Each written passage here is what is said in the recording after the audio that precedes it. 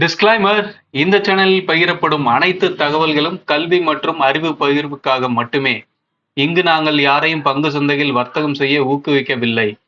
இங்கு பகிரப்படும் அனைத்து தகவல்களும் எங்களின் தனிப்பட்ட கருத்து. மிக முக்கியமாக, நான் செபியில் பதிவு செய்யப்பட்ட ஆலோசகர் அல்ல.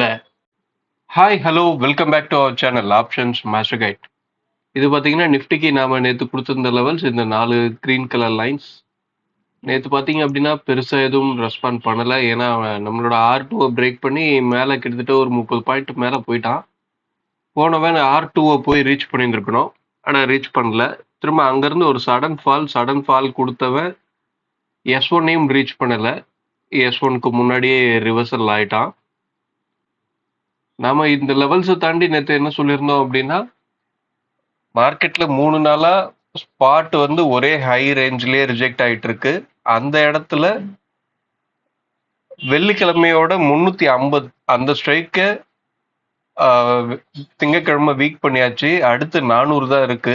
400 ஸ்ட்ரைக் வியாழக்கிழமையோடது. ஸ்பாட் 400 ரீச் பண்ணல வியாழக்கிழமை. இருந்தாலுமே பிரீமியத்துல இருந்த ஹை ஸ்ட்ரைக்கு நமக்கு 400 தான். அதை வீக் பண்ணணும். அதை வீக் பண்றதுக்கு ஒரு ட்ரெண்டா கொடுத்தோம் வீக் பண்ணலாம், இல்லை நல்ல சைட்வேஸ்ல கொடுத்தோம் வீக் பண்ணலாம் அப்படின்றத தான் நாம் சொல்லியிருந்தோம். அவன் சைட்வேஸ்ல கொடுத்து நல்லா வீக் பண்ணிட்டான். இந்த சைட்வேஸ்ல கொடுத்து வீக் பண்ணனால இங்க என்ன ஆயிடுச்சு அப்படின்னா 450 ஸ்ட்ராங் ஆயிடுச்சு. 450 ஸ்ட்ராங் ஆயிடுச்சு அப்படின்றனால இன்னைக்கு பிரீமியம் என்ன சொல்லுதோ அதை மேட்ச் பண்றதுக்கு தான் அதிகப்படியான வாய்ப்பு. ஓகே, இப்போ நான் இதை ரிமூவ் பண்ணிட்டு இன்னைக்கு உண்டான லெவல்ஸ் எடுத்துட்டு வரேன். கூடவே பிரீமியம் என்ன சொல்லுது அப்படின்றதையும் சேர்த்து பார்த்துருவோம். ஓகே, இன்னைக்கு உண்டான லெவல்ஸ் மார்க் பண்ணியாச்சு. என்ன அப்படின்னா 24,461 நம்மளோட R2 அந்த ஏரியால தான் நேத்தையோட ஹையும் இருக்கு. அதே மாதிரி அதுக்கு அடுத்து 24,389, 24,252, 24,188. இதுதான் இன்னைக்கு உண்டான லெவல்ஸ். இதை தாண்டி பிரீமியம் என்ன சொல்லுது அப்படின்னா, மார்க்கெட் 24,300 இந்த ஸ்ட்ரைக்குக்கு கீழே நின்று பிரீமியம் சப்போர்ட் கிடைக்கிற பட்சத்தில் மார்க்கெட்டில் டவுன் சைடில் ஒரு மூவ் கிடைக்கிறதுக்கு வாய்ப்பு. அதே மாதிரி அப் சைடில் போகணும் அப்படின்னா மார்க்கெட் 350க்கு மேலே நின்று 350க்கு மேலே பிரீமியம் சப்போர்ட்டும் கிடைக்கணும். அப்படி இருக்க பட்சத்தில் மார்க்கெட்டில் மேலே போக ஒரு வாய்ப்பு. ஆனால் இங்கே என்ன அப்படின்னா, இன்னைக்கு எக்ஸ்பைரி டேல நார்மலாக நிஃப்டியோட ஏடிஎம் ப்ரைஸோட ஆவரேஜ் ஒரு 60 பாயிண்ட் இல்லை 70 பாயிண்ட் அந்த ரேஞ்சில் இருக்கும். ஆனால் இன்னைக்கு 60க்கும் கம்மியாக இருக்குது. 55 பாயிண்ட் தான் ஏடிஎம்லேயே இருக்குது. இந்த பாயிண்ட் ரொம்ப கம்மியான பாயிண்ட். இந்த பாயிண்ட் லைவ் மார்க்கெட்டில் இன்க்ரீஸ் ஆச்சுன்னா மட்டும்தான் மார்க்கெட்டில் ட்ரெண்டியான மூவ் கிடைக்கிறதுக்கு வாய்ப்பு. அப்படி இல்லை அப்படின்னாலுமே இந்த பிரேக் அவுட் கிடைச்சதுக்கு அப்புறமும் ப்ரீமியம் சப்போர்ட் கிடைக்கிறதுக்கு வாய்ப்பு இல்லாமல் மாறிடும். மார்க்கெட்டில் ஒரு சைட்வேஸ் போக ஆரம்பிச்சிருவாங்க. நமக்கு கடைசி 2 நாளாவே அப்படிதான் பண்ணிட்டு இருக்காங்க. அதே விஷயம் இன்னைக்கும் நடக்கிறதுக்கு வாய்ப்பு இருக்கு. இன்னைக்கு ஹீரோ ஜீரோ ட்ரை பண்றத அவாய்ட் பண்றது பெட்டரா இருக்கும். ஏன்னா ஏடிஎம் பிரைஸ் கம்மியா இருக்கு. இந்த ஏடிஎம் பிரைஸ் லைவ் மார்க்கெட்ல இன்க்ரீஸ் ஆகிறத நீங்க கண்டுபிடிச்சீங்க அப்படின்னா அந்த நேரத்துல வேணா ட்ரை பண்ணலாம். ஒரு சின்ன இன்வெஸ்ட்மெண்ட்ல குவான்டிட்டி பல்கா போட்டுலாம் இன்னைக்கு எதுவும் ட்ரை பண்றதுக்கு அங்க வாய்ப்பு இருக்கிறதாவே காமிக்கல. ஆப்ஷன்ஸ் பையரா இருக்கீங்க அப்படின்னா ரொம்பவே கவனமா இருக்க வேண்டிய நாள் இன்னைக்கு. அந்த ஏடிஎம் ஸ்ட்ரைக் என்ன அப்படின்றத நீங்க எப்படி கண்டுபிடிக்கணும்னா, இப்போ பாத்தீங்கன்னா மார்க்கெட்டு 24,335 தான் க்ளோஸ் ஆயிருக்கு. நார்மலா ஸ்பாட்டுக்கு எங்க ஏடிஎம் அப்படின்றத கண்டுபிடிக்கிறவங்க 24,335 அப்படின்னும் போது 24,350 அந்த ஸ்ட்ரைக்கு தான் ஏடிஎம் அப்படின்றத தான் எல்லாம் செலக்ட் பண்ணுவாங்க. ஆக்சுவலா பாத்தீங்க அப்படின்னா 24,350 இந்த காலோட க்ளோஸ் பிரைஸ், புட்டோட க்ளோஸ் பிரைஸ், இவங்க 2 பேருக்கும் நடுவில் இருக்க டிஃப்ரெண்ட் என்னன்னு பாருங்க. புட்டோட பிரைஸ் 72 ரூபாய், காலோட பிரைஸ் 39 ரூபாய். இது பார்த்தீங்க அப்படின்னா பிரைஸ் டிஃபரன்ஸ் கிட்டத்தட்ட 80 ரூபாய்க்கு அதிகமாக இருக்கு.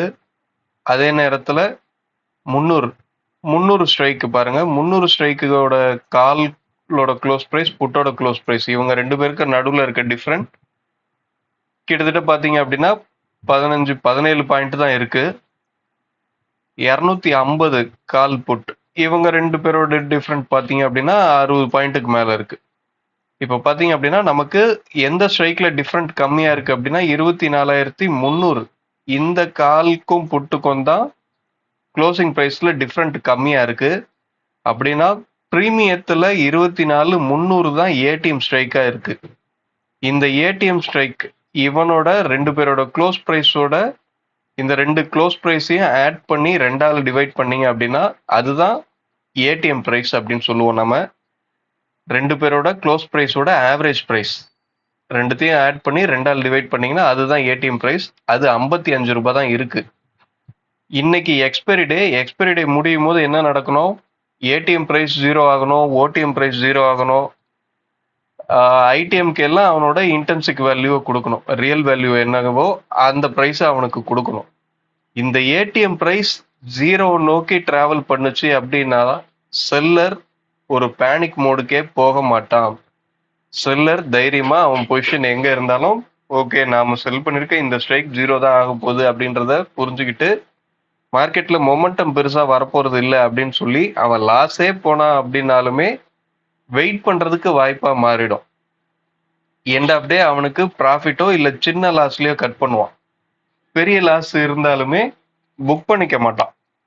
இந்த ப்ரீமியம் டிகேவை நோக்கி டிராவல் பண்ணிக்கிட்டு இருந்தது அப்படின்னா 0 நோக்கி டிராவல் பண்ணணும். இது செல்லரோட மார்க்கெட். ஒவ்வொரு நாளும் 0 நோக்கி தான் டிராவல் பண்ணிக்கிட்டு இருக்கோம். இதுக்கு எதிர்ப்பு மடையா 0 நோக்கி டிராவல் பண்ண வேண்டிய இந்த பிரைஸ் இப்போ இன்னைக்கு க்ளோசிங்ல 55 பாயிண்ட் இருக்கு. இந்த 55 பாயிண்ட் அப்படின்றது லைவ் மார்க்கெட்ல ஒரு 35 அப்படின்னு சொல்லி இறங்கிடுச்சு. 35 பாயிண்ட் வரையும் டிகே ஆயிடுச்சு. 35 பாயிண்ட் டிகே ஆனது சடனா இன்க்ரீஸ் ஆகுது 45 பாயிண்ட் அப்படின்னு சொல்லி ஏடிஎம் பிரைஸ் இன்க்ரீஸ் ஆக ஆரம்பிச்சிருச்சு அப்படின்னா செல்லர் அப்பதான் அவன் பொசிஷனை ஆல்டர் பண்றதுக்கு ரெடி ஆவான். அதுவும் எப்படி ரெடி ஆவான் அப்படின்னா அவனுக்கு ஒரு லாஸ் வருது அப்படின்னா மார்க்கெட் ஆர்டர்லேயே எக்ஸிட் பண்ணுவான். லிமிட் ஆர்டர் போட்டு எக்ஸிட் பண்ணிட்டு இருக்க மாட்டான். ஏன் அப்படின்னா செல்லரை பொறுத்தவரையும் அன்லிமிட்டெட் லாஸ் இருக்கு. அவன் மார்க்கெட் ஆர்டர்லேயே எக்ஸிட் பண்றான் அப்படின்னா அந்த நேரத்துல மார்க்கெட்ல மொமெண்டம் பெருசா வரும். அந்த மொமெண்டம் பெருசா வரும்போது ஏன்னா செல் பண்ணிருக்கவன் பை பண்ணாதான் அவன் பொசிஷனை க்ளோஸ் பண்ண முடியும். கால் ஆப்ஷனை செல் பண்ணவன் எக்ஸிட் பண்றான் அப்படின்னா பை பண்ணணும். பை பண்ணான் அப்படின்னா மார்க்கெட் மேலே போக ஆரம்பிச்சிடும். புட் ஆப்ஷனை செல் பண்ணியிருக்கான் அப்படின்னா அதை க்ளோஸ் பண்றதுக்கு அவன் பை பண்ணி ஆகணும். புட் ஆப்ஷனை பை பண்றான் அப்படின்னா மார்க்கெட் தொடர்ந்து கீழே போக ஆரம்பிச்சிடும் வேகமா. ஸோ இந்த லாஜிக்கெல்லாம் யூஸ் பண்ணி இதெல்லாம் ஞாபகம் வச்சுக்கிட்டு ஏடிஎம் பிரைஸ் என்ன பண்ணுது அப்படின்றத பார்த்து இன்னைக்கு ஹீரோ ஜீரோ அப்படின்ற விஷயத்த ட்ரை பண்ணுங்க. அனாவசியமா பணத்தை வேஸ்ட் பண்ணாதீங்க. ஓகே, வீடியோ பிடிச்சிருந்தா லைக் பண்ணுங்க, ஷேர் பண்ணுங்க. இன்னைக்கு நாம கொடுத்துருக்க இந்த லெவல்ஸ் எல்லாம் எந்த ஸ்ட்ரைக்கை பேஸ் பண்ணி எடுத்திருக்கு அப்படின்றத கண்டுபிடிச்சிங்க அப்படின்னா அந்த ப்ரைஸுங்களை அந்த ஸ்ட்ரைக்குங்களை லைவ் மார்க்கெட்ல அவன் எப்படி ட்ரேட் ஆகுறான் அப்படின்றத வாட்ச் பண்ணுங்க. Okay, thank you. அடுத்த வீடியோவில் சந்திப்போம். பாய்.